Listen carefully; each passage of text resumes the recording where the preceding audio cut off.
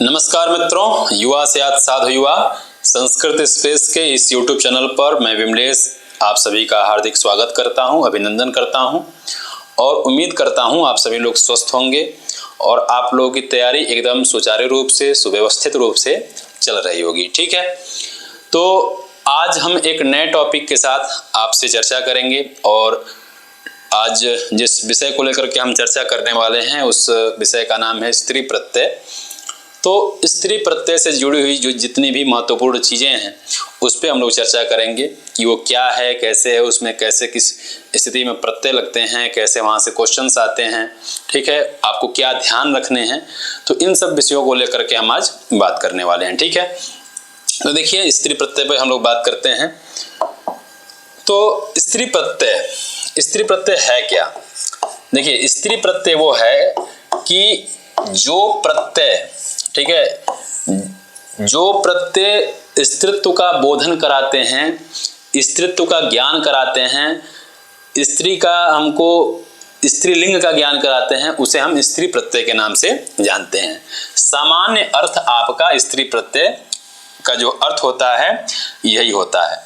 देखिए संस्कृत वाङ्मय में लिंग का जो निर्धारण है, देखिए संस्कृत वाङ्मय में 3 लिंग हैं, एक पुल्लिंग है, एक स्त्रीलिंग है और एक है आपका नपुंसक लिंग। ठीक है, तो संस्कृत वाङ्मय में लिंगों का निर्धारण करना कि कौन शब्द पुल्लिंग है, कौन नपुंसक है, कौन स्त्रीलिंग है, इसका निर्धारण करना बहुत दुरूह काम है।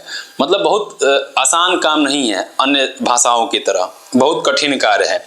जैसे अगर आप देखेंगे तो दार शब्द है, जो दार शब्द है, दार शब्द कहते हैं स्त्री के लिए, लेकिन वो प्रयोग होता है पुल्लिंग में। ठीक है, अगर वनिता इत्यादि देखेंगे तो उसका प्रयोग होता है, दार शब्द स्त्री के लिए है लेकिन उसका प्रयोग होता है किसमें? पुल्लिंग में, और वनिता इत्यादि तो स्त्रीलिंग में है। इसी तरह जो जलवाचक शब्द है क्या, अप मतलब जल होता है, तो अप को प्रयोग करते हैं, मतलब अप जलवाचक है अप, तो उसको स्त्रीलिंग में करते हैं। और इसी तरह जलवाचक शब्द अन्य, तोय मतलब भी जल होता है, तोय मतलब भी जल होता है, वारी मतलब भी जल होता है, तो इसका प्रयोग पुल्लिंग में होता है। उसी प्रकार दार शब्द जो है वह महिला के लिए प्रयोग करते हैं लेकिन उसका प्रयोग क्या नाम है, पुल्लिंग में होता है। उसी तरह वनिता और अन्य शब्द हैं जो महिला के अर्थ में आते हैं लेकिन इसका स्त्रीलिंग में प्रयोग होता है। तो ऐसे जो शब्द हैं, जैसे शरीरवाची जो शब्द है काय, काय मतलब क्या होता है, मतलब शरीर, तो वो नपुंसक लिंग में प्रयोग हो जाता है। और बाकी ये तनु है, तनु मतलब भी शरीर होता है, तो इसका शब्द पुल्लिंग में हो जा रहा है। तो ये जो लिंगों का निर्धारण है, यदि इस तरह से देखेंगे आप तो कितना दुरूहकार है कि भाई एक ही अर्थ को कहने वाला शब्द कोई पुल्लिंग में प्रयोग हो रहा है, कोई नपुंसक लिंग में प्रयोग हो रहा है, कोई स्त्रीलिंग में प्रयोग हो रहा है। ठीक है, तो इस तरह से जो लिंग निर्धारण है बड़ा दुरूहकार है। लेकिन पाणिनि जी ने अष्टाध्यायी में स्त्रीलिंग के निर्धारण के लिए पुल्लिंग और नपुंसक लिंग के लिए उन्होंने कोई प्रत्यय विशिष्ट को नहीं बताया है, कोई कि मतलब ये प्रत्यय लगने से पुल्लिंग में होगा या नपुंसक में, नहीं बताया है। स्त्रीलिंग के लिए इन्होंने विशेष प्रत्ययों का वो किया है कि भाई ये प्रत्यय लगने से वह स्त्रीत्व का बोधन कराएगा, वह प्रत्यय, ठीक है, वह स्त्रीलिंगवाची शब्द होगा। ठीक है, ऐसा भी नहीं है कि पाणिनि जी के द्वारा जो प्रत्यय बताए गए हैं और वह प्रत्यय लगेंगे तभी वह शब्द स्त्रीवाची होगा, अन्यथा नहीं होगा। नहीं, जो शब्द स्त्रीवाची है वो स्त्रीवाची है, लेकिन संस्कृत जगत में शिष्ट प्रयोगों के आधार पे, मतलब हम किस शब्द का प्रयोग कहाँ कर रहे हैं, इस स्थिति के आधार पे लिंग का निर्धारण करते हैं।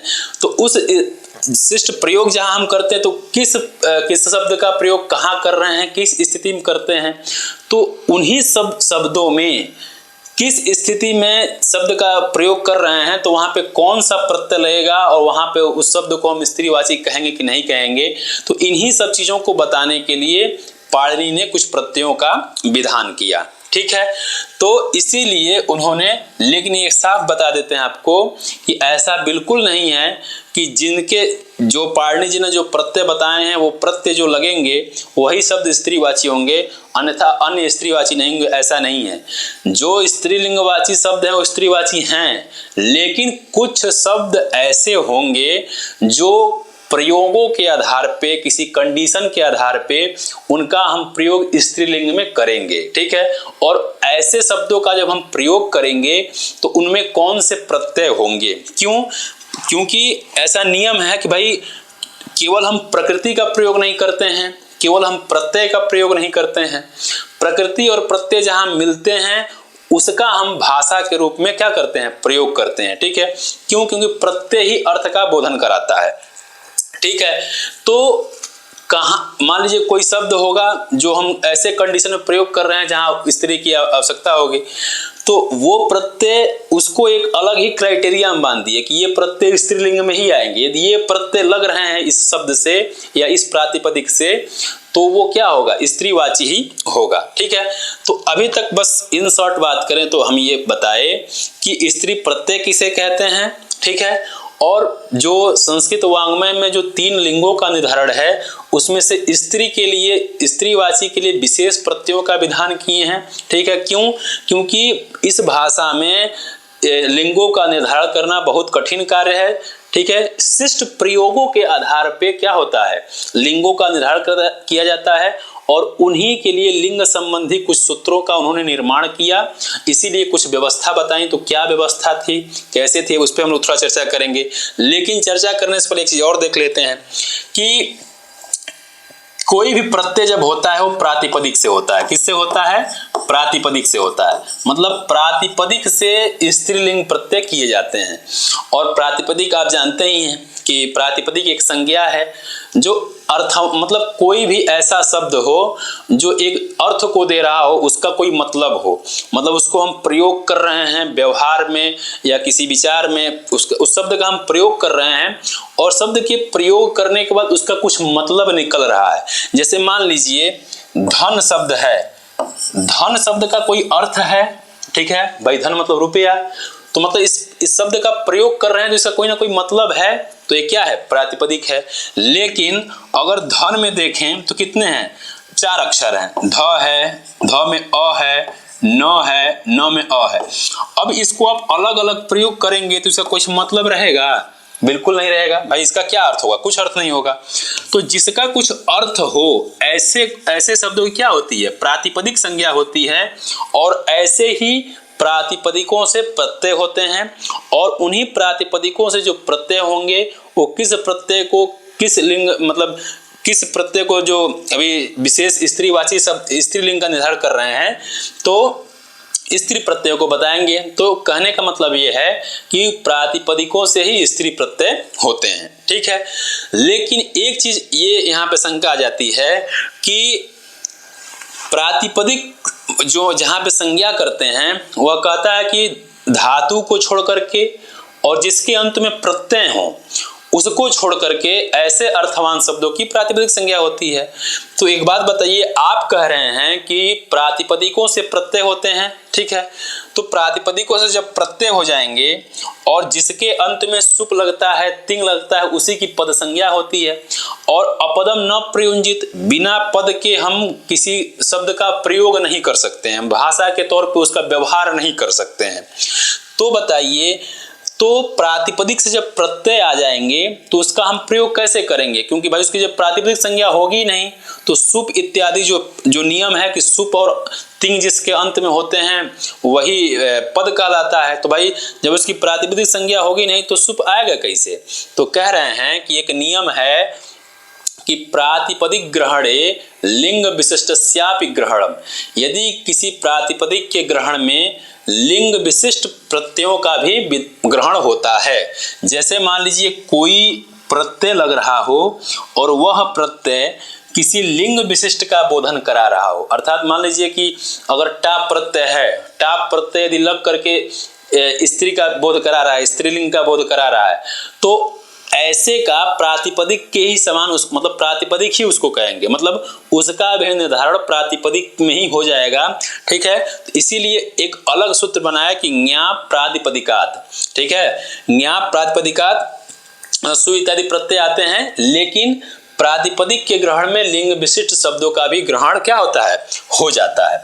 ठीक है, तो ये आपका ये रहा। दूसरा ये है कि स्त्रीवाची और मतलब पुल्लिंगवाची कहते किसे हैं।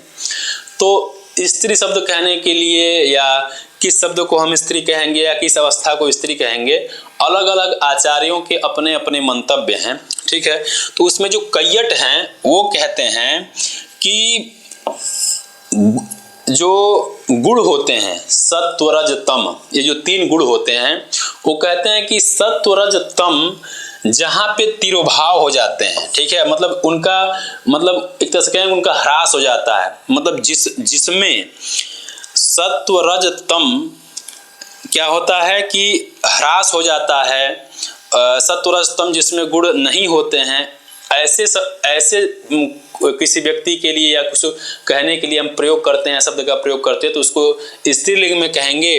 और जहाँ पे सत्वरजतम का आविर्भाव हो जाएगा, जहाँ पे गुण का वृद्धि हो जाएगा, तो उसको हम पुल्लिंग में प्रयोग करते हैं। लेकिन जहाँ पे इन दोनों की साम्य अवस्था हो, न गुण का ह्रास ही हो न गुण का आविर्भाव भी हो, दोनों का सामान्य स्थिति रहे, तो उसको हम नपुंसकलिंग कहते हैं। ऐसा ये आपके परीक्षा की दृष्टि से इतना साक्षात नहीं है, बस ये बता रहे हैं कि स्त्रीलिंग कहने के लिए या स्त्री के एक पहचान के लिए क्या लोगों ने कहा है। तो ये अपना कैयट का मत है, ठीक है, तो वो है। लेकिन ये जो कात्यायन है, ठीक है, कात्यायन लिंग के निर्धारण में लोक व्यवहार को प्रमाण मानते हैं। जैसा लोक में लोग व्यवहार करते हैं कि भाई इनको स्त्री कहना चाहिए, इनको पुल्लिंग में कहना चाहिए, इनको नपुंसक में कहना चाहिए, तो इस प्रकार से स्त्रीलिंग का निर्धारण वो कराते हैं। तो कौन मानता है? ये कात्यायन मानते हैं। जैसा एक बहुत फेमस है कि स्तन केशवती स्त्री स्याल लोमसः पुरुषः स्मृतः उभयोः अंतरम यच्च तदभावे नपुंसकम, अर्थात जो स्तनों से युक्त हो और केसों वाली हो उसको स्त्री कहते हैं, और जिसको बहुत सारे जिसके शरीर में रोएं इत्यादि हैं, रोआ मतलब रोआ, ये जो चमड़े के ऊपर से होता है, उसको पुरुष कहेंगे। और जहाँ पे जिनमें इन दोनों का अभाव होगा, ठीक है, उसको क्या कहेंगे? नपुंसक कहेंगे। तो ये तो लोक व्यवहार के कारण है कि भाई ये लोक में इस तरह से शब्द मतलब लिंगों का निर्धारण होता है। तो इस पक्ष को मानने वाले कौन है? तो कात्यायन जी हैं। ठीक है, तो ये रहा कि स्त्रीवाची होता कौन है। ऐसे लिंगों के निर्धारण में कुछ मतांतर थे जो आपके परीक्षा के लिए इंपॉर्टेंट है। इस पे बस जाने रहिए, और सुने रहेंगे तो भाई हम जो पढ़ रहे हैं वही क्या है नहीं पता रहेगा तो क्या ही, लेकिन एक बार ठीक है, लेकिन उतना। लेकिन मेन अब जो हम चर्चा करने वाले हैं वो आपके परीक्षा के लिए बिल्कुल महत्वपूर्ण है, उसको आप अच्छे से ध्यान सुनिए। ठीक है, तो देखिए जो स्त्री प्रत्यय पे हम लोग चर्चा करने जा रहे हैं, वह स्त्री प्रत्ययों की जो संख्या है वो 8 है। कितनी संख्या है? 8 स्त्री प्रत्यय हैं। कई बार पूछता है कि मान लीजिए कोई प्रत्यय दे दे और पूछ ले कि इनमें से स्त्रीत्व बोधक प्रत्यय कौन नहीं है या कौन है, तो आप जाने रहेंगे कि कौन स्त्री प्रत्यय बोधक स्त्री बोधक प्रत्यय हैं, कौन नहीं है। तो आप इस तरह के क्वेश्चन को क्या कर लेंगे? कर ले जाएंगे। ठीक है, तो जैसे टाप है, टाप, चाप, डाप, ठीक है, नीप, नीप, नीस, नीन, ठीक है, ऊंग और ती, ये जो 8 प्रत्यय हैं, 1 2 3 4 5 6 7 8, टाप चाप डाप नीप नीस नीन ऊंग ती, इन 8 प्रत्ययों को हम स्त्रीत्व बोधक प्रत्यय कहेंगे। ठीक है, अर्थात यह प्रत्यय जिसके अंत में रहेंगे उसको हम स्त्रीत्ववाची प्रत्यय कहेंगे, वह स्त्री वाची शब्द कहलाएगा। ठीक है, तो अब आते हैं एक एक प्रत्ययों को देखेंगे हम कि किस प्रातिपदिक में या किस शब्द में कौन प्रत्यय हुआ है। क्योंकि आपके परीक्षा से देखिए पूछता क्या है, दे देगा कि भाई इसमें से कुछ प्रयोग शब्द दे देंगे, पूछ देगा कि इसमें से टाप प्रत्यय किसमें हुआ है, ठीक है, इसमें से नीप प्रत्यय किसमें हुआ है, कुछ भी दे करके ऐसे प्रत्ययों को पूछ लेता है। ठीक है, तो आपको ध्यान क्या रखने हैं कि यहाँ हम जो बताएंगे कि किस शब्द में कौन से प्रत्यय हैं और ज्यादा थोड़ा सा कठिन यदि करेगा तो सूत्र पूछ सकता है, ठीक है। लेकिन ये जरूर ध्यान रखिएगा कि इन शब्द में कौन से प्रत्यय हैं, ठीक है, तो आपको ध्यान रखना है। तो पहला देखिए टाप प्रत्यय देखते हैं, क्या है टाप। टाप में आ बचता है, क्या बचता है आ, क्योंकि टाप में पकार की संज्ञा हलंत्यम से हो जाती है और जो ट है इसकी संज्ञा चूटू से होकर के तस्य लोपा से लोप हो जाता है, मतलब बचता नहीं है। तो जब प चला जाएगा, टाम में केवल ट चला जाएगा तो क्या बचेगा, आ ही बचेगा ना, तो आ बचेगा, ठीक है। तो टाप प्रत्यय के बारे में हम जानेंगे। टाप करने वाला जो सूत्र है आपका अजादितस टाप है, क्या है अजादितस टाप। ये कहता है कि अजादि गण में पठित जो शब्द होंगे, एक गण है, ठीक है, गण में एक दो शब्द नहीं रहते हैं, बहुत सारे शब्द रहते हैं। तो ऐसा गण जो आजादी नाम से फेमस है, आजादी गढ़ से जो फेमस जो गढ़ है उसमें जितने शब्द आते हैं ऐसे शब्द, और आजादी अतः और अदंत प्रातिपदिक, ऐसे प्रातिपदिक जिसके अंत में अकार हो, क्या हो, जिसके अंत में अकार हो, तो ऐसे प्रातिपदिकों से स्त्रीत्व का द्योतन करने के लिए, स्त्रीत्व का वाची बनाने के लिए, स्त्रीत्व की विवक्षा में क्या होता है, टाप प्रत्यय होता है। क्या होता है, टाप प्रत्यय होता है। जैसे अजा शब्द है, ठीक है, क्या है अजा, तो मान लीजिए अजा, अज क्या है, अज मतलब अज शब्द क्या है, आजादीगढ़ में पठित है, इससे टाप प्रत्यय करेंगे तो क्या बनेगा, अजा बन जाएगा। तो मतलब स्त्रीत्व स्त्री विशिष्टवाची अज शब्द, ठीक है। जो अजा होगा वह अजा किसका होगा, तो अज कुछ रहा होगा, ठीक है, तो अज का जो स्त्री वाला है वह अजा कहलाएगा, ठीक है। अज से जो अज वाला होगा, मतलब अज की जो स्त्री होगी उसे हम क्या कहेंगे, अजा कहेंगे, ठीक है। तो इसमें कौन प्रत्यय हुआ है, तो टाप प्रत्यय हुआ है, ध्यान रखिएगा। उसी तरह से एडका, अश्वा, चटका, मूसिका, बाला, वत्सा, गंगा, सरवा, प्रायः यही शब्द दे करके पूछ देता है कि इसमें से किस में टाप प्रत्यय हुआ है। देखिए इसलिए है कि कई सारे शब्द हैं जिसके अंत में आ आपको दिखेंगे, ठीक है, लेकिन वह शब्द क्या होते हैं, स्त्रीवाची नहीं होते हैं, उसमें टाप प्रत्यय नहीं होता है। तो जैसे कोई शब्द ले लीजिए, जैसे कोई शब्द जिसके अंत में आ है, वो शब्द मतलब कहने का मतलब है कि ऐसे शब्दों के अंत में ही आपको यदि आ दिखे तो वो स्त्रीवाची कहलाएगा। तो इसलिए अधिकतम आप इन उदाहरणों को ध्यान रखेंगे तो इसी में से घुमा फिरा के पूछता है, तो आपके जो उत्तर होंगे वो गलत नहीं होंगे, ठीक है। तो ये टाप प्रत्यय के उदाहरण थे जो आपको ध्यान रखने चाहिए। किसके उदाहरण थे, अजादितस टाप प्रत्यय के उदाहरण है, ठीक है। अब आते हैं चाप प्रत्यय, ठीक है। चाप प्रत्यय, चाप में भी आ ही बचता है, ठीक है। तो ध्यान रखिएगा दोनों में बच आ ही रहा है, क्या बच रहा है, दोनों में बच आ रहा है, लेकिन जब वहां तो ये देगा नहीं कि आ प्रत्यय किस में हुआ है, वहां तो ये देगा ना कि टाप किस में हुआ है, चाप किस में हुआ है, ये ना देगा वहां पे। तो आपको ये ध्यान रखना है, तो चाप कहाँ होता है, टाप कहाँ होता है, ये आपको ध्यान रखना है। तो चाप करने के लिए कुछ विशेष प्रावधान किया है, तो वो देख लेते हैं क्या है। कह रहा है कि सूर्याद देवतायाम चाप वक्तव्य, सूर्याद देवतायाम चाप वक्तव्य। यदि सूर्य शब्द से यदि देवतावाची अर्थ ग्रहण हो तो उसमें चाप प्रत्यय होता है, ठीक है। देखिए इसके पीछे कंसेप्ट ये है कि ऐसा पौराणिक कथा सुनने को मिलता है कि जो सूर्य भगवान थे, उस सूर्य भगवान की दो पत्नियां थी, ठीक है। एक देवता कोटि की थी, मतलब एक ऊपर की, एक हम लोगों के मतलब इस बीच के जिस धरती पे हम लोग रहते हैं, इस मानुषी धरती पे एक पत्नी थी।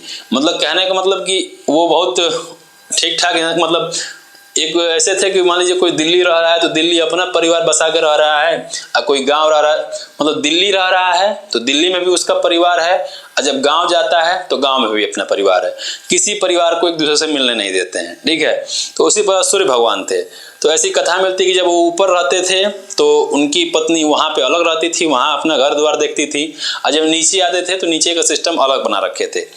लेकिन दोनों को कहना हो दोनों के पत्नी को बताना हो तो किस नाम से क्या बताएंगे, तो देखिए कह रहा है कि यदि देवता वाले पत्नी को कहना हो, ठीक है, देवता वाले पत्नी को कहना हो तो उससे चाप प्रत्यय होगा, ठीक है, क्या होगा, उससे चाप प्रत्यय होगा।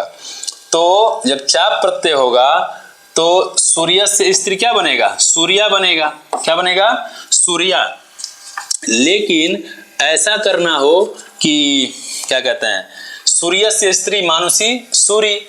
लेकिन जब मनुष्य लोक वाली स्त्री के लिए यदि प्रयोग करना हो कि भाई मान लीजिए दोनों पत्नियां किसी संजोगवश एक ही साथ खड़ी हो गई, अब आपको बताना हो कि भाई दोनों कौन है, तो इनको कहिए सूर्या, इनको कहिए सूरी। बात तो एक ही व्यक्ति के लिए दोनों शब्दों का प्रयोग कर रहे हैं, ठीक है। तो किसमें क्या माना जाए भाई, जो देवता वाली हैं वो सूर्या हैं और जो मनुष्यवाची हैं, जो मनुष्य लोक वाली हैं उसे सूरी कहेंगे, ठीक है। तो इसमें ङीप प्रत्यय होता है, ठीक है, इसमें क्या है, ङीप प्रत्यय। तो दोनों के अंतरों को आप क्या करिएगा, समझे रहिएगा, ठीक है। तो सूर्य से स्त्री सूर्या और सूर्य से स्त्री मानुषी, ये जरूर ध्यान रखिएगा। यदि स्त्री देवता संबंधित पूछता है तो अलग प्रत्यय है, यदि स्त्री मानुषी संबंधित पूछता है तो अलग प्रत्यय है, ठीक है। तो इसको आप लोग क्या करिएगा, ध्यान रखिएगा, ठीक है। आगे चलते हैं, अगला आपका एक एक प्रत्ययों पे देखेंगे, ङीप। अब टाप पे हम लोग बात कर लिए, चाप पे बात कर लिए, अब अगला प्रत्यय है आपका ङीप, ठीक है। तो देखते हैं ङीप किससे होता है। तो ङीप करने वाले जो सूत्र हैं, एक सूत्र है उगितश्च। सूत्र क्या है, उगितश्च। यह सूत्र कहता है कि उक मतलब उग एक प्रत्याहार है। उक में क्या आता है, अ ई उ री, ठीक है, और री, ठीक है।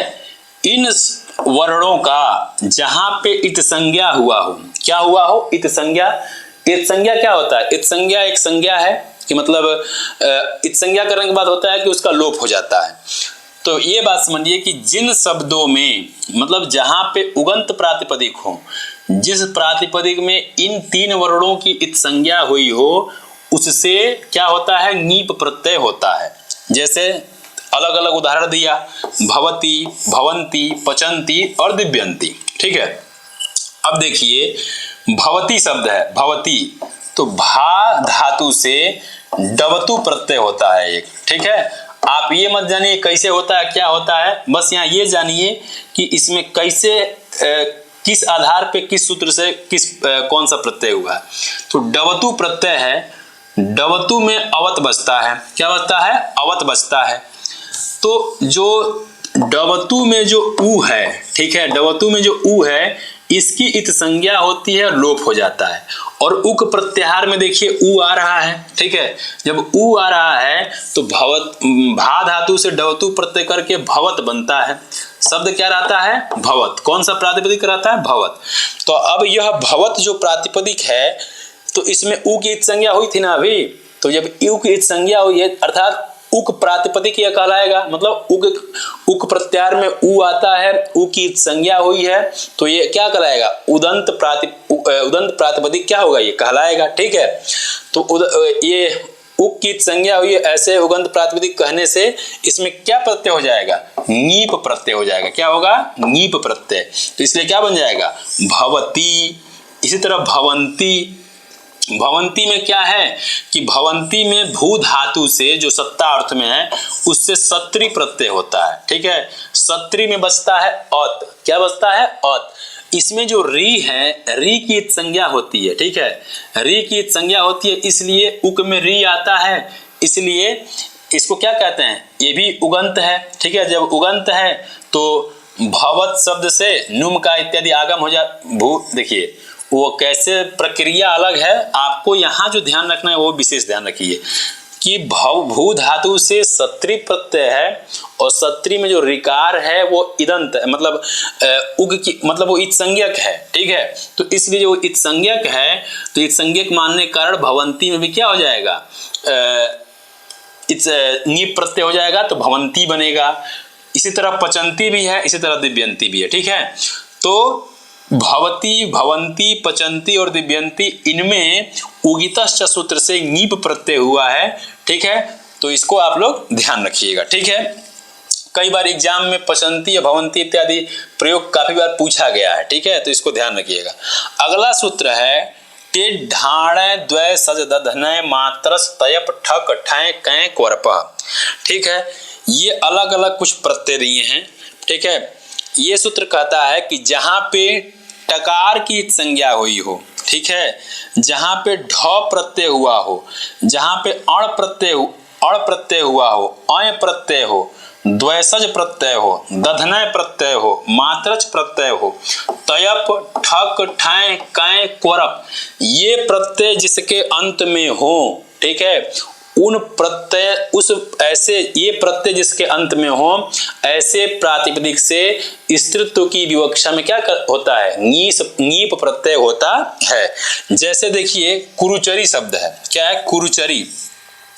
अब देखिए कई बार क्या करता है कि कुरुचरी में दे देगा, पहले तो यहां से ये प्रश्न पूछ सकता है कि कुरुचरी में कौन प्रत्यय है, तो कुरुचरी में सामान्य आप यहां जान गए कि कुरुचरी में ङीप प्रत्यय है, ठीक है।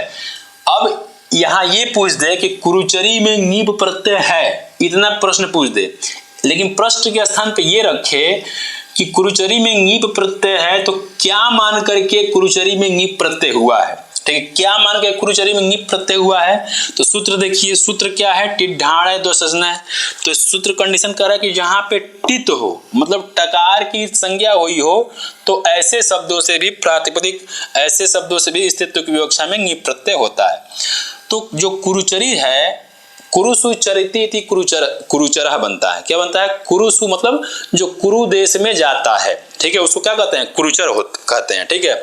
लेकिन ऐसे व्यक्ति के लिए क्या है कि जो जाता है वो कुरुचर, ऐसे जो मतलब महिला जो कुरुचर में जाती है उसके लिए क्या प्रयोग करेंगे, कुरुचरी।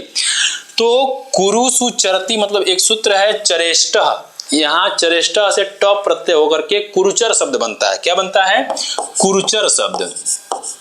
कुरुचर शब्द बनता है ट प्रत्यय करके, ट में क्या बचता है, अ, तो जो ट में अ बचता है तो टकार की संज्ञा हो जाती है, जब टकार की इत संज्ञा हो जाती है तभी ना ये टित कहलाएगा, ठीक है।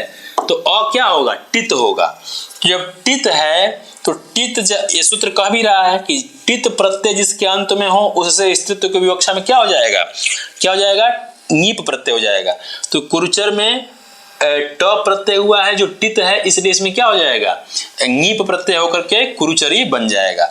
तो अगर यहां से पूछे कि कुरुचरी में कौन, सामान्यतः तो यही पूछता है कि कुरुचरी में कौन प्रत्यय है, तो ङीप है।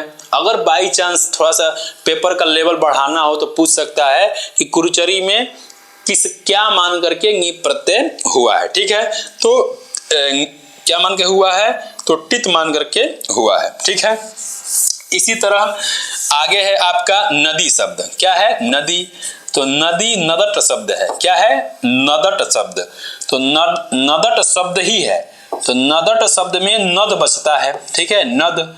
नदट शब्द से जब नद बचेगा तो यहाँ टी की संज्ञा हुई है, तो इसीलिए नदी में भी टित मान, ये काफी फेमस शब्द है, जो आप भाई नाम देख के ही लग रहा होगा कि भाई फेमस शब्द है तो पूछ सकता है। तो नदी में कौन प्रत्यय हुआ है, ङीप प्रत्यय हुआ। इसी प्रकार देवी, देवी शब्द भी भाई आजकल ये काफी फेमस शब्द है देवी। तो देवट शब्द है, क्या है, देवट शब्द, देवट से देवी बनता है।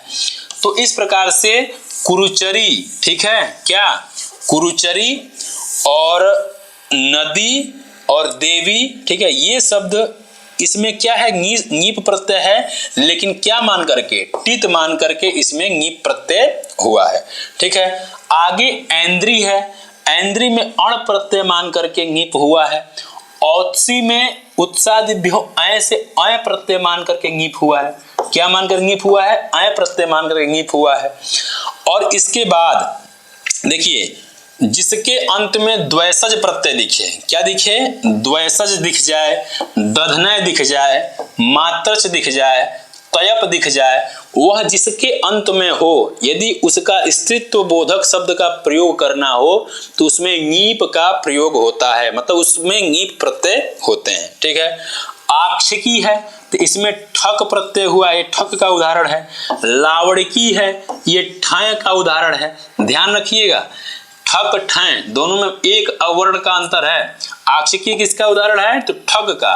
लावड़की किसका उदाहरण है? तो ठय का। इन सब में क्या है, और इसमें क्या है कि इन सब में नीप प्रत्यय हुआ है, ये विशेष ध्यान रखिएगा। इसके बाद तरुड़ी है, क्या है? तरुड़ी। इसके बाद तलुनी, ये इन सब प्रत्ययों को आप लोग ध्यान से देखे रहिएगा, ठीक है। तरुड़ी, तलुनी, इन सब में भी नीप प्रत्यय हुआ है, ठीक है। एक वार्तिक है, नय स्नय इकक ख्योस तरुड़ तरुणा नाम उपसंख्यानम, इससे यहाँ पे नीप होता है। लेकिन आपको विशेष ये जरूर देखना है कि तरुड़ी और तलुनी में नीप है, किससे होता है ज्यादा इंपॉर्टेंट नहीं है, लेकिन ये बस जानिए कि नीप है, ठीक है। आगे देखिए, गार्गी है, क्या है? गार्गी शब्द है। गार्गी, इसमें देखिए, इसमें ङीप प्रत्यय है, क्या है? गार्गी में। गर्गस्य पत्यम गार्ग्यः, गार्गी में ङीप प्रत्यय है।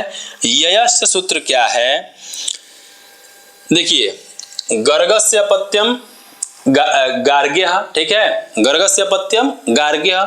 गर्गस्य, मान लीजिए गर्ग का कोई पुत्र हो तो गार्ग्य होगा, अगर गर्ग की कोई पुत्री हो तो उसको क्या कहेंगे? गार्गी कहेंगे, ठीक है। तो पुत्री के लिए गार्गी का होगा प्रयोग हुआ है, और उसमें जो प्रत्यय हुआ है नी प्रत्यय हुआ है, और शब्द क्या है? गार्गी, ठीक है। दूसरा है आपका कुमारी। दूसरा क्या है? कुमारी। कुमारी में प्रयोग जो नी प्रत्यय करता है वह सूत्र है आपका वयसि प्रथमे, क्या है? वयसि प्रथमे। यह सूत्र कहता है कि प्रथम वयवाची जो शब्द होंगे, मतलब वय मतलब होता है अवस्था। ऐसे देखिए, तीन ही अवस्थाएं होती हैं किसी के जीवन में, एक कौमार्य अवस्था, एक यौवन अवस्था जिसको जवानी कहते हैं, एक स्थावर, एक बुढ़ापा जो होता है, ठीक है। तीन अवस्थाएं होती हैं। तो किसी भी अवस्था को कहने वाला जो प्रथम शब्द है, ठीक है, किसी भी अवस्था को वो कहने वाला जो प्रथम शब्द है, उस शब्द से क्या होता है? ङीप प्रत्यय होता है। जैसे मान लीजिए जो कुमारापन है, जो बचपना वाला है, वो बचपन को कौन शब्द कहता है? तो कुमार कहता है। तो ये कुमार जो बचपन की अवस्था है, इस बचपन के अवस्था को बताने के लिए प्रथम शब्द क्या प्रयोग होता है? कुमार, ठीक है। तो इसलिए यह कुमार से क्या हो जाएगा? वयसि प्रथमे से ङीप प्रत्यय होकर के कुमारी शब्द क्या होगा? निष्पन्न होगा। इसी प्रकार द्विगोह सूत्र है, ठीक है। द्विगोह सूत्र से त्रिलोकी में ङीप प्रत्यय होता है, क्या होता है? ङीप प्रत्यय होता है। त्रिलोकी मतलब कि ये सूत्र कहता है कि जहां पे द्विगु समास हुआ हो उससे ङीप प्रत्यय होता है। तो त्रयाणाम लोकानाम समाहारः, ठीक है। यहाँ इस तरह का हम वो करते हैं, विग्रह करते हैं और त्रिलोकी बनाते हैं, ठीक है। तो क्योंकि संख्या पूर्वो द्विगु, मतलब जिसके पूर्व में संख्या हो तो उसको हम द्विगु संज्ञक कहते हैं। तो इसके लोक के पूर्व में संख्यावाची है 3, ठीक है। तो इसलिए क्या हुआ? यह द्विगुवाचक हुआ, इसलिए ये क्या हुआ? इसमें ङीप प्रत्यय हो जाएगा। इसी प्रकार से अष्टानाम अध्यायानाम, ठीक है, समाहारा अष्टाध्यायी, जो पाणिनि के द्वारा जो लिखित पुस्तक है अष्टाध्यायी, यदि इसमें पूछे कोई कि इसमें कौन प्रत्यय है, तो मान लीजिए इसमें ङीप प्रत्यय है, ठीक है। इसी प्रकार से रोहिणी शब्द है, ये जो है ङीप प्रत्यय है। ये जो रोहिणी शब्द है ना, आपके एग्जाम में पूछा हुआ है, रोहिणी और कुमारी शब्द में कौन प्रत्यय है, ये आपके एग्जाम में पूछा हुआ है। तो पूछेगा तो इन्हीं सब जगहों में से पूछेगा, ठीक है। तो किस शब्द में कौन से प्रत्यय हैं, क्या हैं, ठीक है। तो आप यहाँ देख करके नोट कर सकते हैं और उसको तैयार कर सकते हैं। अगर यहाँ से प्रश्न पूछता है तो वह गलत नहीं होगा, ठीक है। आगे चलते हैं, इसको आप देख लिए होंगे। आगे चलते हैं, आगे है ङीन प्रत्यय, ठीक है। अब दूसरा प्रत्यय, एक अलग प्रत्यय शुरू करते हैं, ङीन। तो ङीन क्या है वो देख लेते हैं। ङीन के लिए सूत्र देते हैं सारगरव वादयो ङीन, ठीक है। सारगरयो वादयो ङीन। एक सारंगी मतलब सारंग्रव गढ़ है, ठीक है, मतलब सारंग्रव शब्द से, ठीक है, सारंग्रव शब्द से, ठीक, ये एक सूत्र ही है, इस सूत्र को ध्यान रखिएगा। और विद शब्द से, ठीक है, विद शब्द से मतलब सारग्रहवादी गण में पठित शब्दों से क्या होता है? मतलब ङीन प्रत्यय होता है। जैसे जिस प्रकार से अज आजादी गढ़ है, उसी प्रकार से सारंगराव आदि गढ़ है, ठीक है। और अयो मतलब जिसके अंत में अय प्रत्यय लगा हो, क्या लगा हो, अय प्रत्यय लगा हो, ऐसे शब्दों से क्या होता है, ङीन प्रत्यय होते हैं, ठीक है। तो देखिए अब यहाँ पे सारंगराव शब्द है, सारंगराव शब्द से ङीन, चूंकि इस सारंगराव गढ़ में पढ़ा गया इसलिए इसमें ङीन हो जाएगा, ठीक है। वैदी है, विद शब्द से इसमें अय प्रत्यय होता है, अय प्रत्यय होता है, एक सूत्र है अनृस्यानंतरीय विधादिभ्यो अय, इस सूत्र से अय प्रत्यय होकर के वैदी बनता है, क्या बनता है, वैदी। अगर मान लीजिए यहाँ पूछे कि विद, यहाँ तो यही पूछेगा, ज्यादा डिटेल मत जाइए कि वैदी में कौन प्रत्यय है, तो आपका क्या कहते हैं, ङीन प्रत्यय है। ब्राह्मणी, ब्राह्मणी में ङीन प्रत्यय है। भाई ब्राह्मण की पत्नी क्या है, ब्राह्मणी, तो ब्राह्मणी के लिए क्या कहेंगे हम, ङीन प्रत्यय कहेंगे, ठीक है। चूंकि ध्यान रखिएगा ब्राह्मण शब्द जो है वो जातिवाचक है, ब्राह्मण शब्द के कहने से जाति का बोधक होता है। तो ऐसे जाति, अभी एक आगे सूत्र आएगा उस पे हम बताएंगे, चलिए ये चर्चा हम वहीं पे कर लेंगे। बस यहाँ ये जानिए कि ब्राह्मणी शब्द में ङीन प्रत्यय हुआ है, ठीक है, क्या हुआ है, ब्राह्मणी शब्द में ङीन प्रत्यय हुआ है। आगे है नृ नरयोर वृद्धिश्च, नृ नरयोर वृद्धिश्च, करेक्ट। नृ शब्द से और नर शब्द से क्या होता है, ङीन प्रत्यय होता है और साथ ही साथ वृद्धि भी होता है आदि अच को। तो मान लीजिए नृ शब्द है, नृ शब्द से ङीन हो जाएगा और इसमें जो री है इसको वृद्धि हो जाता है आर, क्या होता है, वृद्धि आर। आर वृद्धि क्यों होता है, क्योंकि तीन ही वर्णों की वृद्धि संज्ञा होती है, आ की, ठीक है, ऐ की और औ की। तो मतलब जहां भी वृद्धि कह करके कोई अगर वर्ण आ रहा है तो इन्हीं तीनों में से कोई आएगा, ठीक है। और यदि री के स्थान पर अगर कोई वृद्धि आ रहा है तो री के स्थान पे यही वृद्धि आता है आ, तो यदि री के स्थान पर पे वृद्धि आ रहा है आर, तो वह री के, अगर री के स्थान पे वृद्धि हो रहा है तो आ वृद्धि होता है, क्योंकि आ ऐ औ यही वृद्धि संज्ञक है। तो री के स्थान पे यदि वृद्धि हो रहा है तो यह आर के साथ, केवल आ नहीं आएगा, आर आएगा। यदि री के स्थान पे वृद्धि हो रहा है तो वहां आल आएगा, ठीक है, ऐसा लिख करके आएगा, ठीक है। तो इसके अंतर को आप समझे रहिएगा, ठीक है। तो नृ शब्द से और नर शब्द से ङीन प्रत्यय होता है और साथ ही साथ वृद्धि हो जाता है। तो नृ शब्द से री को वृद्धि भी करना है तो नृ में क्या है, ई को, मतलब री को क्या करिए, आर वृद्धि करिए, ठीक है। और आगे ङीन का ई है, ये है, मिला देंगे क्या बनेगा, नारी, क्या बनेगा, नारी। और साथ ही साथ नर शब्द से भी क्या होगा, नारी ही बनेगा, नर शब्द से भी नारी बनेगा। अब यहाँ एक प्रश्न हो सकता है कि भाई नृ शब्द से भी आप नारी बना रहे हैं, नर शब्द से भी नारी बना रहे हैं, तो एक ही से बना लेते, दोनों में तो नारी बन रहा है, अलग अलग कहने की क्या हो सकता है। तो कह रहे हैं कि भाई जहां पे नृ वाले को नारी कहना हो तो वहां तो कह लेंगे, लेकिन जहां पे नर के लिए नारी कहना हो, नर के लिए नारी कहना हो, वहां तो कंफ्यूजन हो जाएगा। अगर नर शब्द के साथ भी यदि ङीन नहीं कहेंगे तो नारी बनने लगेगा, ठीक है, जो अशुद्ध है, होता तो नारी है, ठीक है। तो नर के लिए, नर केवल मनुष्यों के लिए थोड़ी ना होता है, नर हर ऐसा जो पुल्लिंगवाची हो सबके लिए, सब नर के अंतर्गत आ जाएंगे।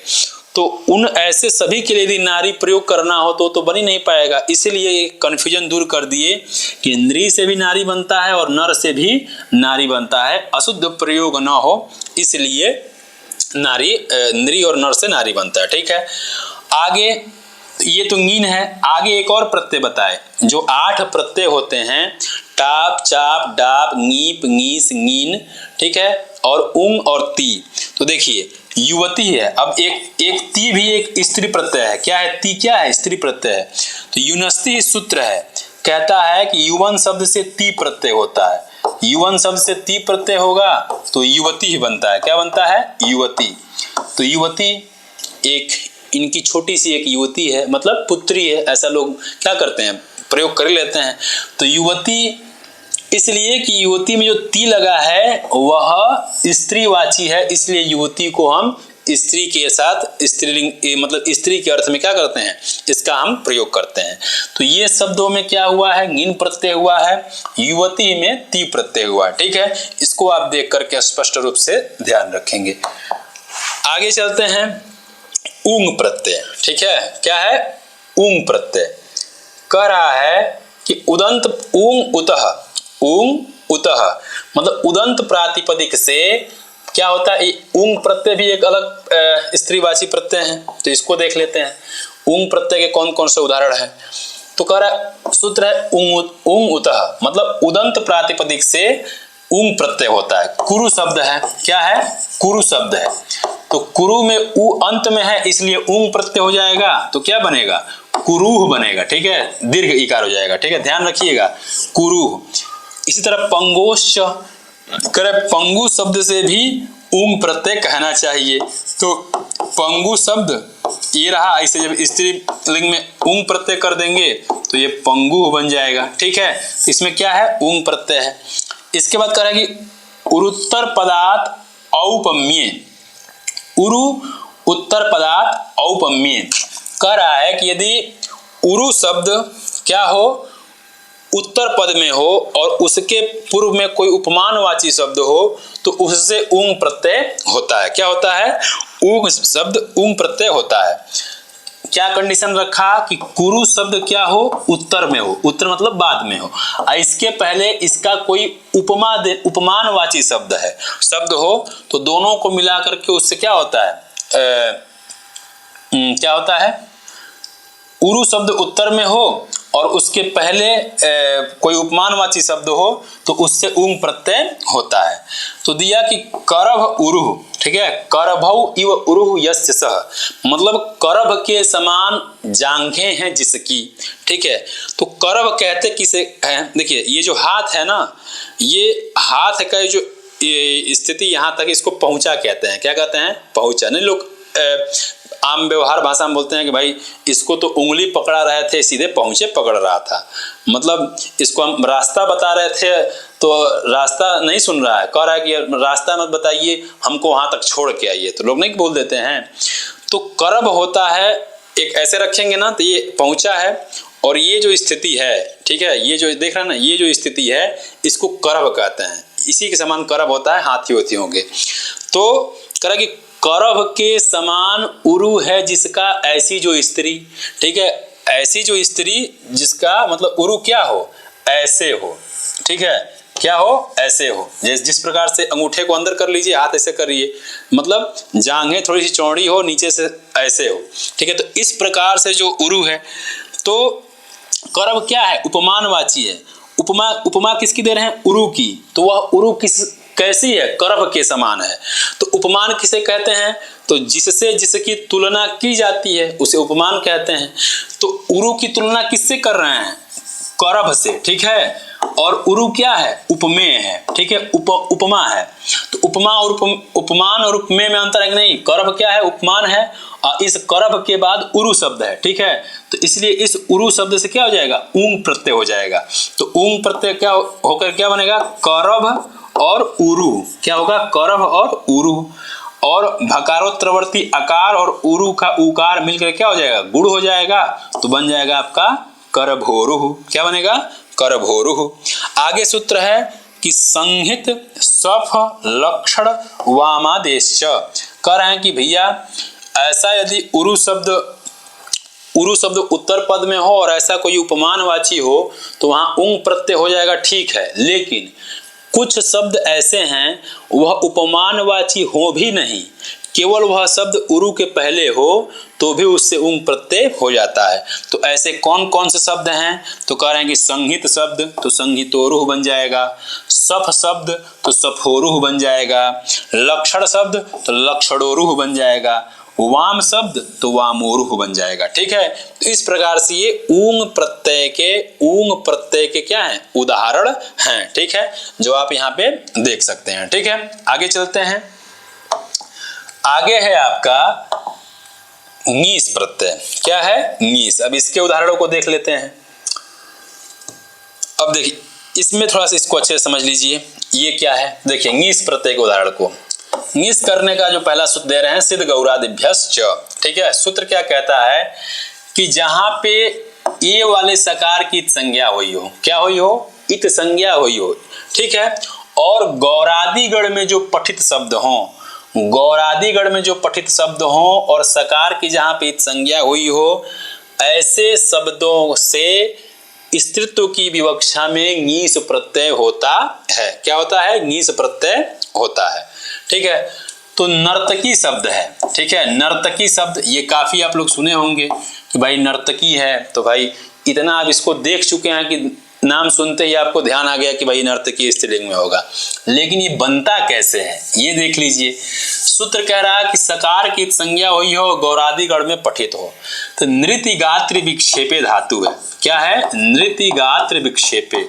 नृत्य कैसे होता है, गात्र मतलब होता है शरीर, मतलब शरीर का जहाँ हिलना डुलना हो उसे नृत्य कहेंगे। ये थोड़ी ना कि आप डीजे पे गए और गाना बज रहा है खूब मतलब हाई बेस म्यूजिक वाला और ऐसे चुपचाप ऐसे ही एक शून्य टाइप में खड़े हैं, शरीर आपको थोड़ा भी ना दाएं हिल रहा है ना बाएं हिल रहा है और कोई कहे कि नृत्य कर रहा है, तो नृत्य है ही नहीं। नृत्य किसे कहते हैं, साफ बता रहा है कि गात्र विक्षेपे, जहाँ शरीर का हिलना डुलना हो उसे हम क्या कहते हैं, नृत्य कहते हैं।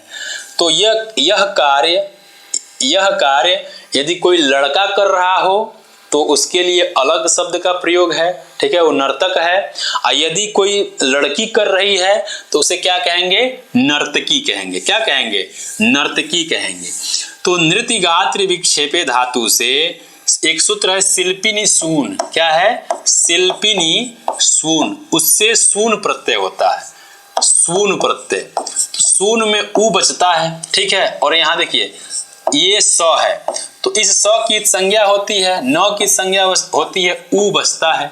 ठीक है, तो उ क्या है, उ की मतलब ये जो उ बचता है, इस उ बचने में सकार की संज्ञा हुई है कि नहीं, तो ये स इत संज्ञक है कि नहीं, और ये जो उ होता है किससे हुआ है, शिल्पनी ऊन प्रत्यय, सून प्रत्यय नृत्य शब्द से।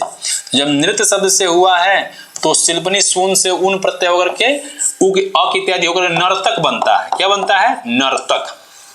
ठीक है, तो यदि गात्र विक्षेपण, नर्तक क्या है, इसमें सून प्रत्यय है जो कि क्या है, सकार इत संज्ञा है उसमें, तो ये सकार इत संज्ञक प्रत्यय इस नर्तक शब्द में लगे हुए हैं। ठीक है, तो ये जो कंडीशन बता रहा है सूत्र, ये यहाँ पे पूर्ण है। ठीक है, पूर्ण है ना।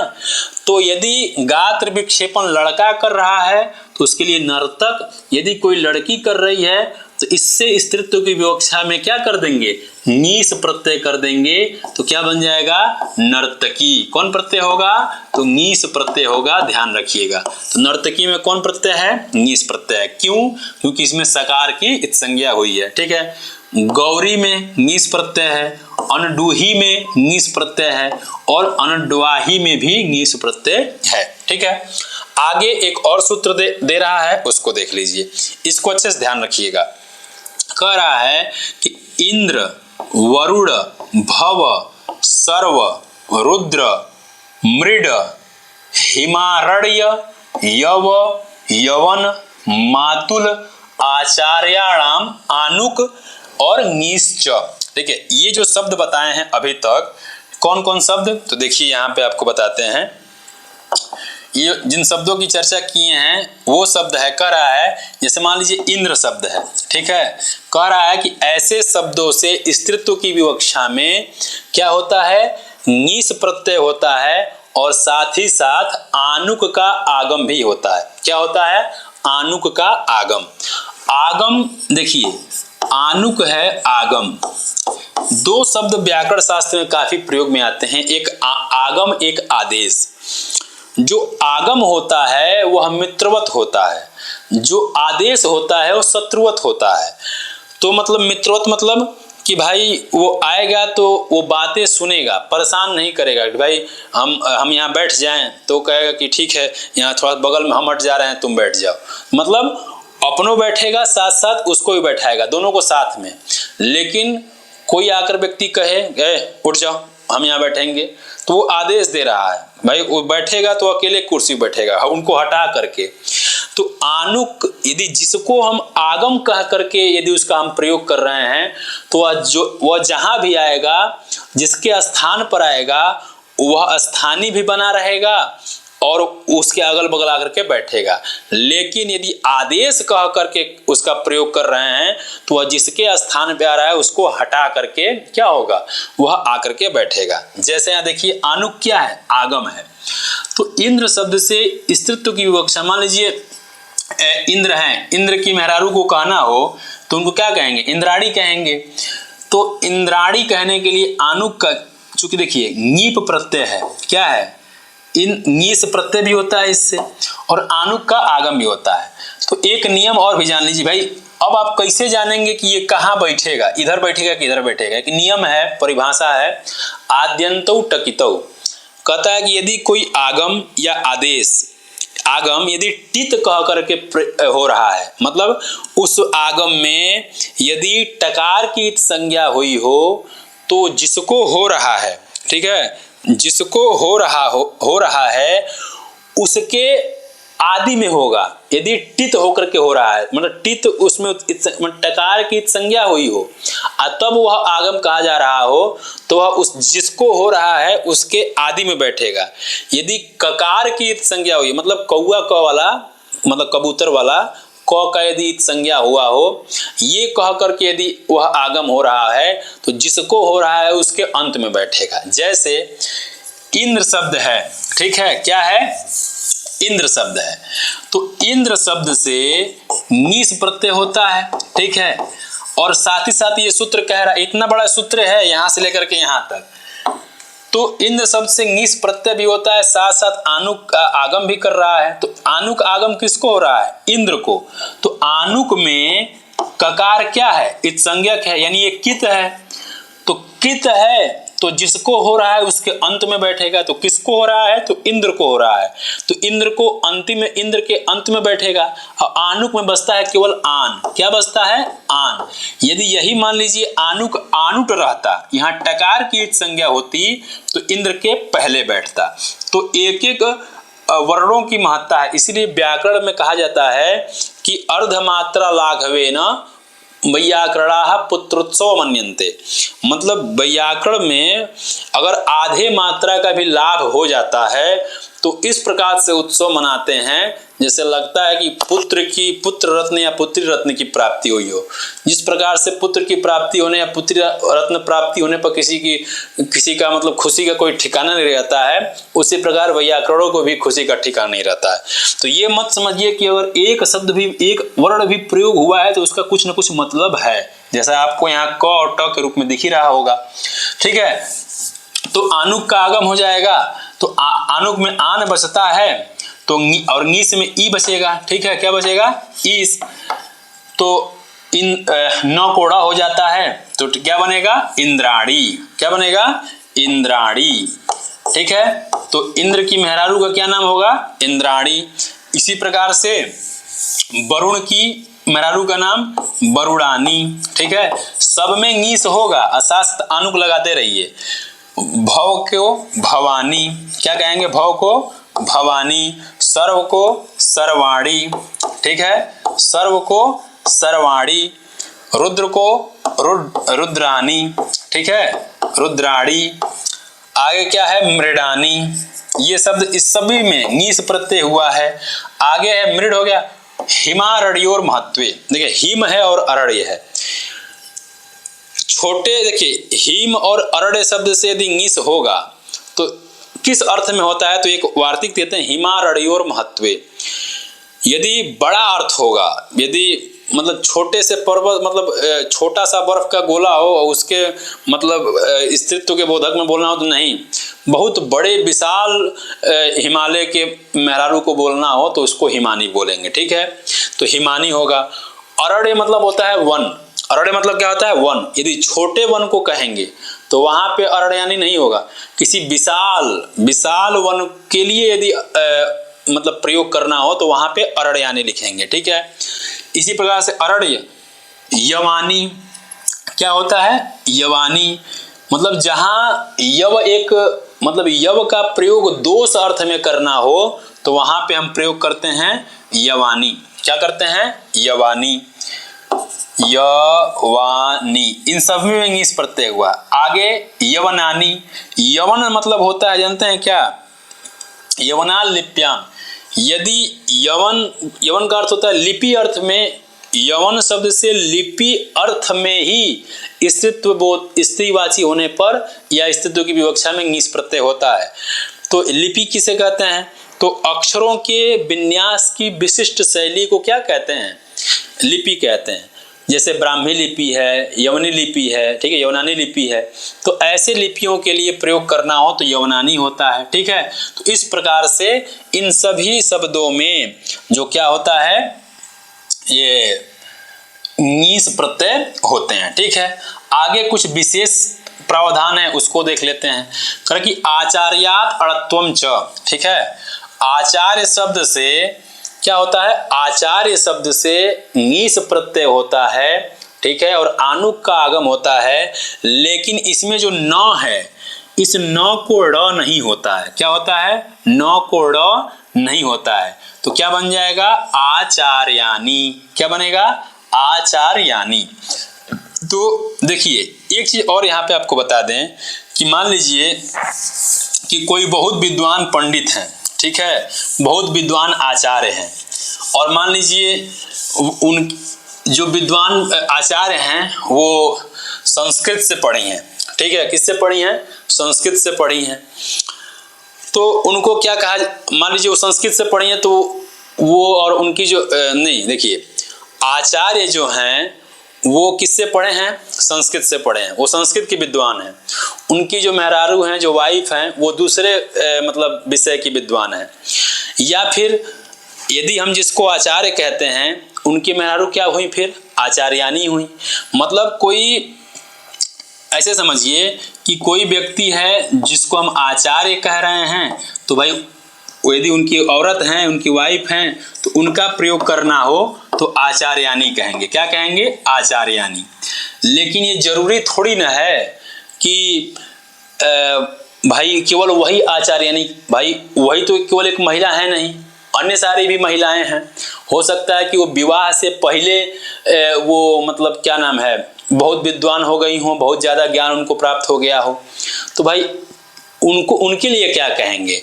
तो देखिए इन दोनों को अंतर समझिए कि आचार्य के औरत को यदि कहना हो तो आचार्यानी कहेंगे, ठीक है।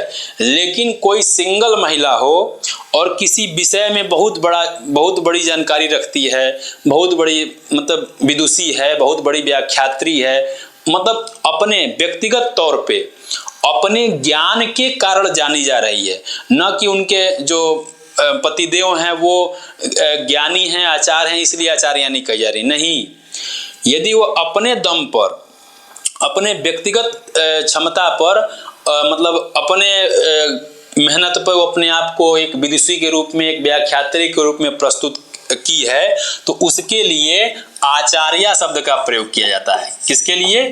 उसके लिए आचार्य शब्द का। तो यहाँ आचार्य में टाप प्रत्यय है, ठीक है। आचार्य में टाप है, ठीक है। क्या है? आचार्य में टाप और आचार्यानी में ङीस। लेकिन दोनों के अर्थों का जो डिफरेंस है वो अंतर है। क्या अंतर है आपको यहाँ पे बता दिए। ये बताता भी है कि उस समय भी जो इस समय तमाम बेटी पढ़ाओ बेटी बचाओ अभियान चलाए जा रहे हैं, और तथाकथित कुछ इतिहासकार हैं जो कहते हैं कि भारत के पुराने मतलब इतिहास में जो था वो स्त्रियों को दबाया जाता था, स्त्रियों को हमेशा पढ़ने से रोका जाता था। अरे भैया, जब स्त्रियों को पढ़ने से रोका जाता था तो ये पाणिनि जी कब का सूत्र लिखे हैं, ठीक है, और आचार्य कब का प्रयोग किए हैं। तो इसका मतलब ऐसे तो ये कूद के कहीं से आई नहीं है। भाई उस समय पढ़े लिखे लोग होंगे इसीलिए ना आचार्य कहा जा रहा है। ऐसा थोड़ी ना है कि पंडित जी चाहे जो टीचर हैं एकदम विद्वान है, उनकी मेहरारू को हम वो विद्वान है तो इसलिए उनके कारण उनको हम आचार्य नहीं कह रहे हैं। नहीं, जो व्यक्तिगत तौर पे भी यदि विदुषी कोई महिला है तो उसको हम आचार्य कहेंगे। तो आचार्य और आचार्यानी में अंतर है। क्या अंतर है इसको आप लोग अच्छे से जाने रहिएगा, ठीक है। आगे एक सूत्र है, ठीक है। आगे है, इन सब में कौन प्रत्यय है? ङीस प्रत्यय है। कह रहा कि मातुलोपाध्यायो आनुक वा, ठीक है, मातुलोपाध्यायो आनुक वा, मातुलानी मातुली।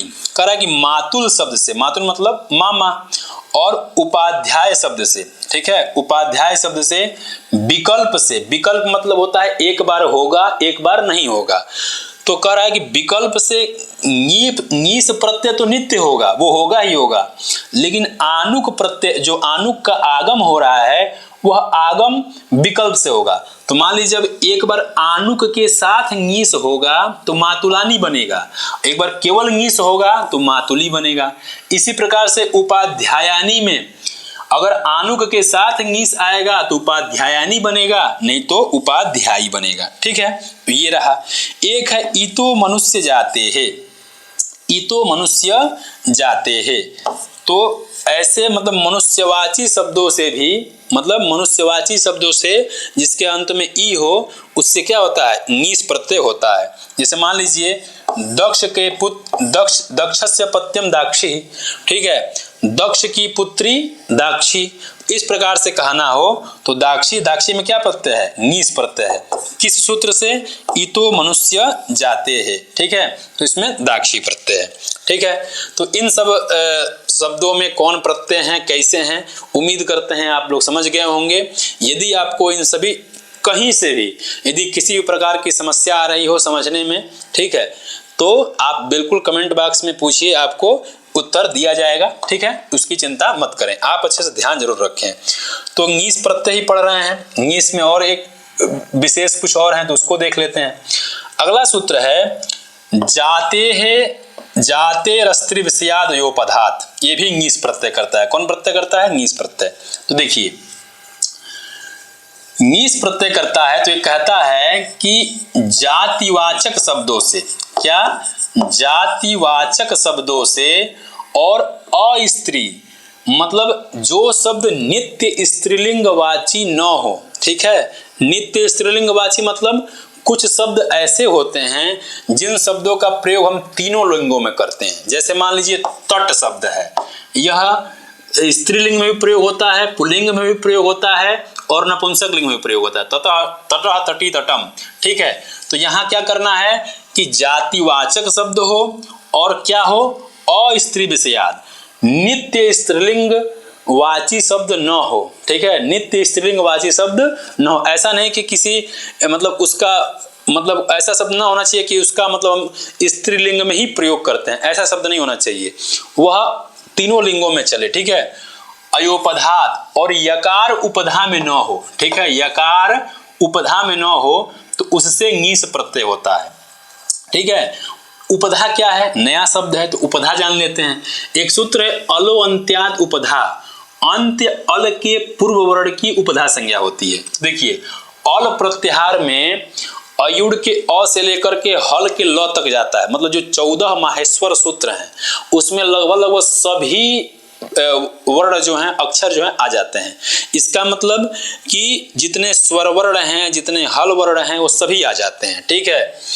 तो उनके आ जाने से सूत्र क्या है? अलो अंत्यात पूर्व उपधा, अंतिम अल के पूर्व वाले वर्ण की उपधा संज्ञा होती है। जैसे मान लीजिए राम है, ठीक है, राम है, तो राम में म में क्या है?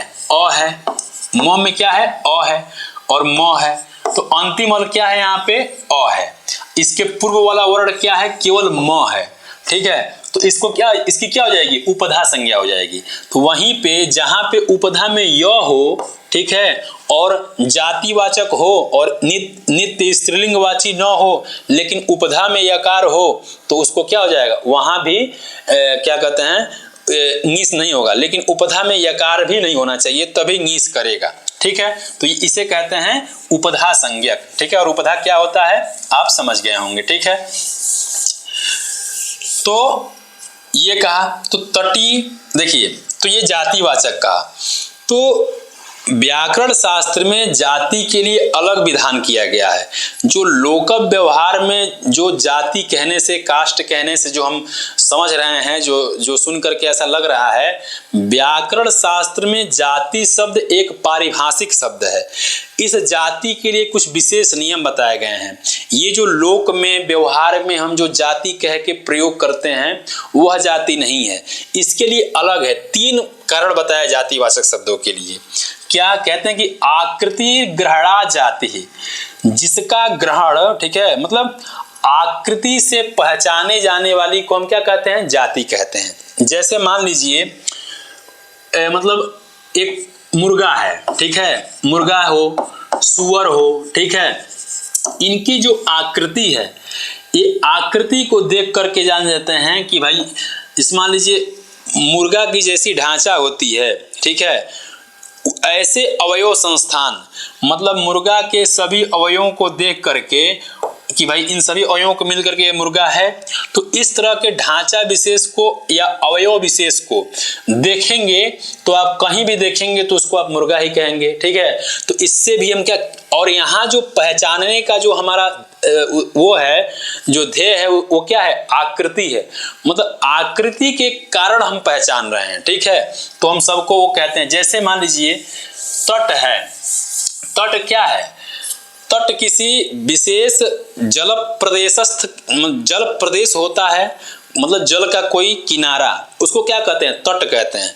तो मान लीजिए जल कहीं बह रहा है, मतलब जल, नदी बह रही है, ठीक है, तो उस नदी के बहने के साथ जो किनारा वाला भाग होता है उसको क्या कहते हैं? हम तट कहते हैं, ठीक है। मान लीजिए जल बह रहा है, ये तट है, तो ये तट की एक क्या होती है? आकृति होती है कि हम किसी को तट थोड़ी ना कह देंगे भाई, किसी को तट नहीं ना कहेंगे कि भाई एक नली मतलब नाली बह रही है, उसके बगल को तट कह देंगे, नहीं भाई, उसका एक आकृति होती है जिसको हमको देख कर, जिसको देख के हमारे पटल, मानसिक पटल पर बैठ जाता है कि हाँ ये तट है। तो ऐसे मतलब मिला जुला के बात ये है कि जिसको हम आकृति के आधार पे पहचानते हैं और ये परंपरा चलती जाती है, ठीक है, उसी आकृति के आधार पे उससे संबंधित जितने सारी चीजें रहती हैं उसको हम उसी नाम से कहते हैं। मान लीजिए कि एक हम तट को देख करके पहचान लिए कि इस विशेष को हम तट कहेंगे, और उस आकृति के संसार में, मतलब कश्मीर से लेकर कन्याकुमारी या संसार के कहीं भी कोने में अगर उस आकृति का कोई वस्तु दिख रहा है तो उसको हम तट कहेंगे, ठीक है। तो यहाँ जाति इस अर्थ में है, ठीक है। तो इसलिए तट शब्द, और तट जो है नित्य स्त्रीलिंग भी नहीं है, क्यों? क्योंकि तट का अनेक जगहों पे प्रयोग होता है, ठीक है। तो तटी शब्द में, तट शब्द में नीस प्रत्यय हो गया। इसी प्रकार से ब्रिसली शब्द है, ठीक है, ब्रिसली शब्द है, ब्रिसली भी जातिवाचक है, तो ये भी नीस प्रत्यय हो गया। कठी शब्द जातिवाचक है, तो ये आपका नीस हो गया। बहुब्रीची भी क्या है? जातिवाचक है, तो इसमें भी नीस हो गया। तो इन सभी में ये जातिवाचक होने के चलते और नित्य स्त्रीलिंग न होने के चलते, और इन सभी में यकार उपधा में कहीं नहीं है, इसलिए इसमें क्या हो जाएगा? नीस प्रत्यय हो जाएगा। तो व्याकरण शास्त्र में जाति एक परिभाषिक शब्द है, जो अभी आप चर्चा किए, वो 3 प्रकार से बताते हैं, जैसे तटीम बताई आपको। बस आपको ये ध्यान रखिए कैसे है। वो तीनों ये हैं कि आकृतिर ग्रहणा जाति ही, लिंगानाम च न सर्वभाग, सकृदाख्यात निर्ग्राह्या गोत्रंच चरणैः सह।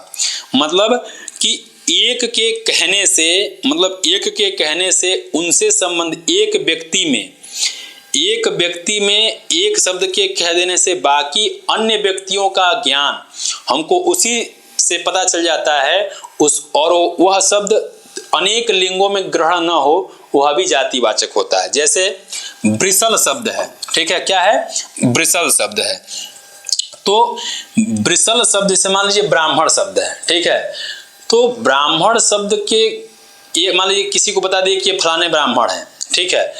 अब फलाने ब्राह्मण हैं, अब उनके कोई दादा होंगे, कोई पोता होंगे, कोई परदादा होंगे, या कोई भी होगा, एक व्यक्ति को देख के बता दिए या एक व्यक्ति को उपदेश करके कह दिए कि ये फलाने ब्राह्मण हैं, तो उनको उपदेश करके बता दिए कि ब्राह्मण हैं। अब उनसे जुड़े हुए जितने भी अन्य व्यक्ति हैं, उन सभी व्यक्तियों को क्या कहेंगे? उसी जाति का मानेंगे, ठीक है। क्या करेंगे, उसी जाति को मानेंगे। उसके पापा को भी ब्राह्मण कहेंगे, उसके चाचा को भी ब्राह्मण कहेंगे, उसके पिता को भी, उसके मतलब जितने दादा परतोदा जितने होंगे उन सबको एक ही जाति में मानेंगे, ठीक है।